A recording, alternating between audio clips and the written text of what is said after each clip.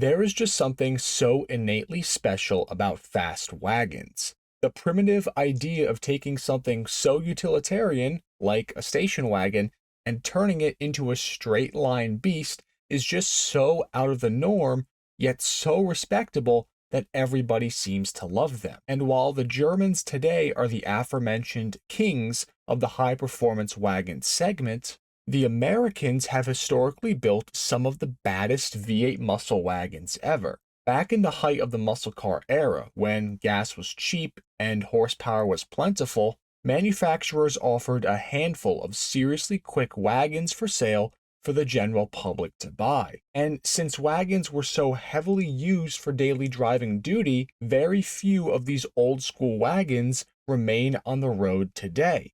And what you'll soon find out is that a lot of these high performance muscle wagons were already super low production to begin with. From Chevrolet to Plymouth, here are 5 of the most insane American factory built wagons ever made.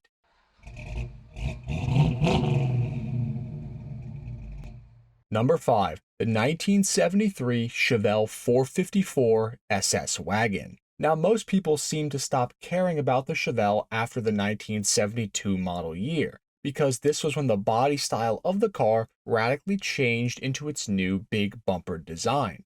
That didn't make it a bad seller though. In fact, this new generation and new body style of the Chevelle, which also encompassed the Laguna, in total sold over 1 million cars, including the 1973 Chevelle SS wagon. Allegedly, just about 1,500 of these wagons were made, and that encompassed both engine options. The base option for the SS cars were a small block 350 that could be spec'd out at 145 horsepower or 175 horsepower, depending on options, which did make it a muscle wagon by any means. But a very select handful of cars ordered in 1973 only could have came equipped with the 454 turbojet big block, backed up by a 3-speed automatic transmission or a super rare 4-speed manual option. With the 454 in it, these Chevelle SS wagons still made 245 horsepower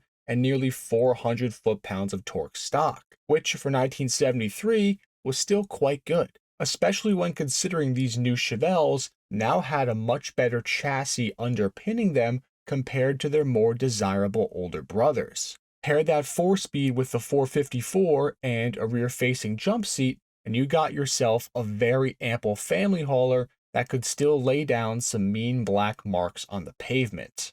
Although we never saw any of those marks because it's estimated that only around 70 or so 454 powered SS wagons were built in 73, and we have no idea how many of those cars were 4-speeds, but the chance is it was only a handful. Number 4, the 1957 fuel-injected Nomad, aka the Fuelie. Now, as far as wagons and shooting brakes go, the Chevy Nomad is up there as one of the most iconic and best-looking ones ever made. Its Tri-550 styling is timeless, especially when paired with its unique two-door layout. Introduced in 1955, the Nomad initially launched with your choice of an inline-6 or a Chevrolet 265 cubic inch small block V8. The only problem though was that the top of the line engine combo initially only made 180 horsepower. However, things would all change for 1957. This was the last year of the first generation Nomad as we know it, and Chevrolet wanted to go out with a bang. For 1957 only, there was a very special 283 small block available in the Nomad that you could get that would bump power all the way up to a rapid 283 horsepower, making it reach that golden 1 horsepower per cubic inch rule. And that engine was the fuel-injected Ramjet 283. This fuel-injected option for the 283 small block featured all the bells and whistles that you would want, lifted straight from a top dog Fuelie Corvette and dropped into the Nomad. A 3-speed automatic and a 4-speed manual transmission were available with the 283 in the Nomad as well. But in total for the 283 fuel-injected Nomads, there were just under 100 of these cars ever built. And today, they are some of the most sought-after GM collector cars out there, and they seldom trade hands.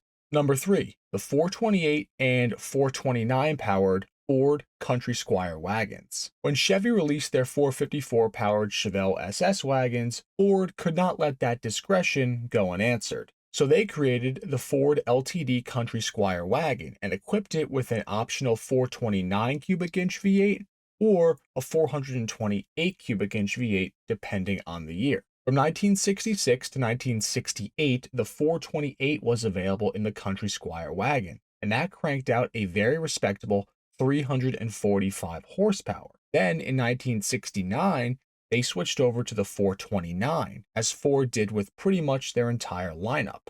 Albeit this 429 was not a Cobra Jet or a Super Cobra Jet, but it still would make around 320 horsepower for the 2-barrel version and about 360 horsepower for the 4-barreled 429 available in the wagon.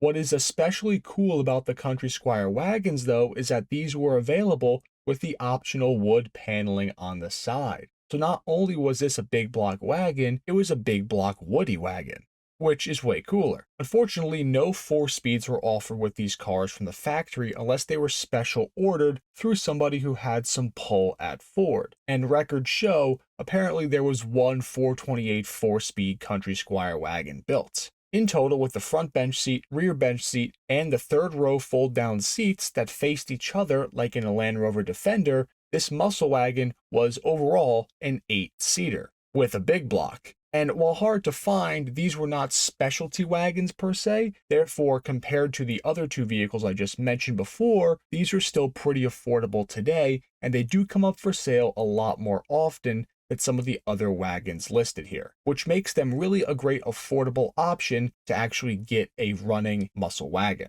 Number 2, the 1970 Buick Estate with a 455. This wagon was very similar to the 1973 Chevelle SS 454 wagon because these were both 1-year production only options. In the curious case of the Buick Estate specifically, this car was only made for the 1970 model year on the GM B-body chassis, which it shared with the Impala, because for the next model year, Buick totally reworked the Estate wagon and put it onto the larger C-body chassis that underpinned various Cadillacs and larger vehicles. And for the one crucial year that it was built on the B-body platform, though, the 455 under the hood of the Buick Estate did make an earth-shattering 370 horsepower and near 500 foot-pounds of torque. And the best part was that this was the only engine option available for 1970. If you wanted this Buick wagon, you had to get the big old 455 under the hood, which is just amazing. Heck, this thing even had positraction out back. Power brakes, power windows, and a handful of other really nice options were also available for these cars, which made them near the top of the line for what a pseudo-luxury performance wagon could be. I have no idea what Buick was thinking when they made this and did all that work to totally change the wagon the next year, but I sure am glad that they did, and that they made just over 20,000 of them. So these wagons are still out there today and are relatively affordable, much like the Country Squires. And last but not least, for our number 1 slot, we have the 383 4-speed Coronet and Belvedere wagons. It's only right that I included at least one Mopar on this list, and thankfully, it just so happens that we're going to lump a few of them together that span the lineup of Dodge and Plymouth. Now, there was a lot of these B-body wagons built throughout the lifetime of the B-body cars, but from 1964 to 1972, spanning the different body styles, there were a very select handful of 4-speed 383 powered wagons built in factory form on the Coronet and Belvedere. Now, finding actual production numbers on these is like finding a needle in a haystack, but it's definitely under 100 total factory 4-speed cars. These 383 powered wagons would have put out 300 horsepower stock, and they would have had ample torque to blow off the tires with a well-timed clutch dump, even with a full family inside. No production wagons ever left the factory with a factory 440 4-speed combo, which means that in terms of factory Mopar wagon performance, these handful of 383 4-speed cars were really where it all was at. One of these cars actually came up for sale around 8 years ago online, and it was in the form of a 1971 Coronet Crestwood. And I'll include the link down below to the write-up that barnfinds.com did on the car, but it's fascinating stuff. If you have any information on the handful of these 383 wagons, also please make sure to drop it in the comments down below. And those are the 5 ultra-rare American muscle wagons that you've probably never heard about. Hope you all thoroughly enjoyed the video, and thank you again for tuning in. Please make sure that you are subscribed to the Rare Cars YouTube channel and smash that notification bell for more documentary-style videos just like this on the world's most interesting cars. Until next time, enthusiasts.